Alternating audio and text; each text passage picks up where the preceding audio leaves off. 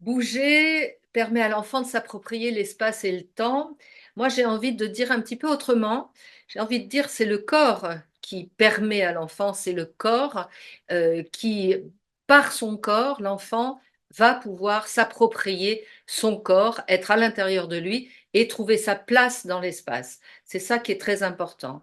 La question de l'espace est essentielle pour tout sujet, puisque quand nous grandissons, cette question est récurrente. On a toujours besoin de trouver sa place, que ce soit dans un groupe, que ce soit dans son travail, que ce soit pour les enfants à l'école. Trouver sa place est une dimension fondamentale de l'existant.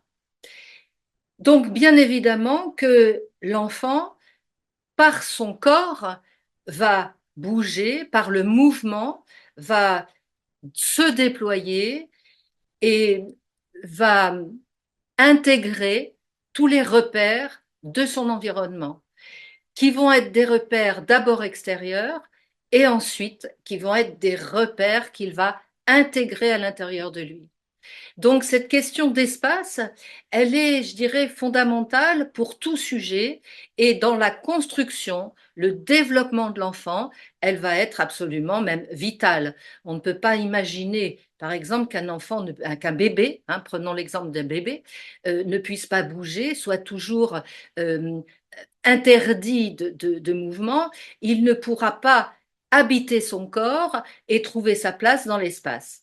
Mais avec cette question de l'espace, il y a toujours aussi la question du rythme, c'est-à-dire du temps. On ne peut pas isoler l'espace du temps. La question du temps est également fondamentale. C'est pour ça que les psychomotriciens parlent souvent de la structuration spatio-temporelle.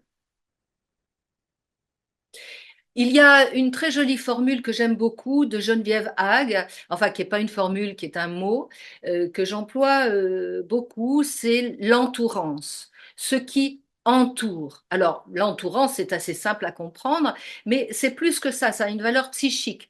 C'est-à-dire que l'entourance, c'est l'intégration de la contenance que le bébé a pu ressentir pour pouvoir être dans l'espace. Parce que si on laisse un bébé dans un espace complètement large et jamais entouré par des bras, entouré par des sons, entouré par la voix, entouré par des mots, toute cette entourance est fondamentale puisque s'il n'y avait pas d'entourance, eh bien le bébé serait perdu dans un espace trop grand, trop immense.